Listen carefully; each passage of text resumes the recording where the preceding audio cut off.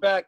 Ryan Reynolds, we love you, buddy. Thank you so much for doing this. We really appreciate you doing this. And I want to talk to you about a lot of the charitable stuff you've been doing, you and Blake Lively. But first, talk to me about Free Guy, because I was so excited about this movie, and now it's pushed. Do we know what's going on with it? And what is the movie about? Well, Free Guy is probably my favorite. I think it's my favorite film that I've ever been a part of. It really is. And that says a lot because I spent half my life working on Deadpool. But, it's about a bank teller who is each and every day he's shot at, he's stabbed, run over, punched in the face, hurt, injured, maimed, all of these things. And then one day he realizes that he's a background character in an open world video game.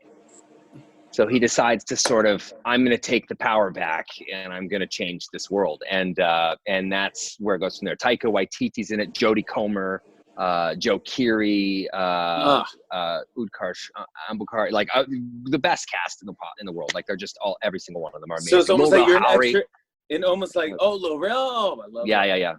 Like so it's almost like an extra in like Grand Theft Auto or something like that type of game, like. Yeah, it's a little bit like if you sort of hybridized Sims, Fortnite with Fortnite and Grand Theft Auto, and and sort of created a slightly more stylized, violent world.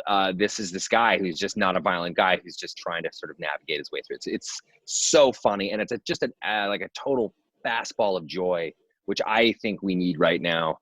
More than ever. So I'm hoping it's released sooner than later, but I know Disney's super excited about it. They bought it from Fox where I used to work.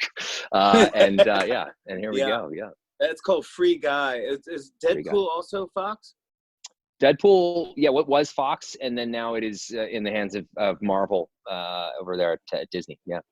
And what and can those worlds be combined, or we don't know?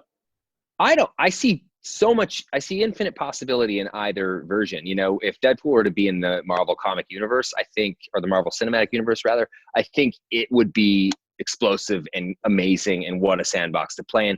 If Deadpool continued to get to just do his own thing and be his own thing, also just like infinite possibility. And we have you made that your own thing. I mean, that is, I watched that with Nancy, and I go, it's just, I pause it. I'm one of those idiots that keep pausing the movie. She's like, will you stop? I go, he's just brilliant.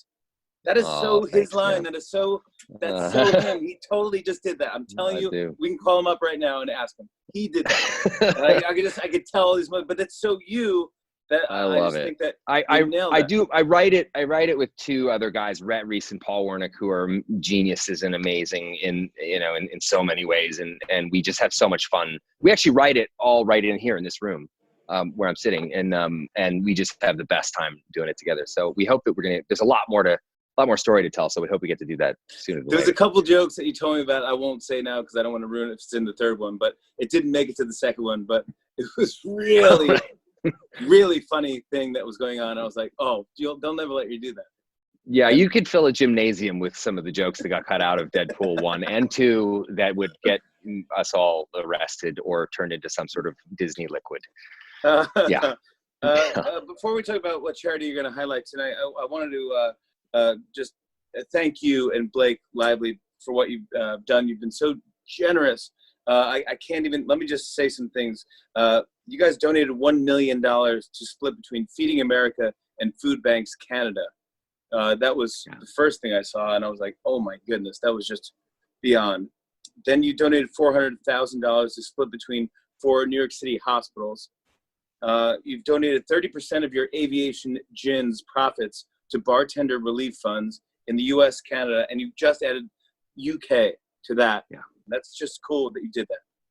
Yeah, I mean, we're obscenely, and I mean obscenely privileged to be able to do that. And my companies, Mint Mobile included, and certainly Aviation Gin, they're companies that are doing well despite all of this. And if you're a company that's staying afloat and doing well, particularly the latter, doing well, you got to give back. I think it's incumbent on those companies to give back. And then the food banks and Food Banks Canada and Feeding America and the hospitals, those are just things that are so essential. I mean, I grew up in Canada, I grew up in a super middle class neighborhood. My dad was a cop and he had 4 kids, and my mom was a student. You know, we didn't have any money or anything, but we always had food on the table. And I remember them reminding us constantly how lucky we were to have food on the table. And I knew kids in my school and around there that relied on food banks just to make ends meet. Not every day, but sometimes when things got tough. And you know, that's something that I think, if as a kid, is pretty indelible. It sticks with you and stays with you. And so I giving back to these organizations, and we're going to continue to give back to these organizations, hopefully throughout our working lives. Good for you, and thank you so much for doing that. I appreciate what you do. And Canada, we love you. Canada's watching, because I know Canada watches when you're on. So Canada, we love you too, and so hopefully Canada too. Foodbankscanada.ca, and just anything will help. We appreciate it. Ryan, I can't wait to see you in person. Hug the family. My best to the babies, and Blake, you're awesome, pal. And keep making us smile, buddy. Thank you so much for coming on. Thanks for having me, Jimmy. I appreciate it. I'll see you soon. On and on and on. I said, and it's on and on and on.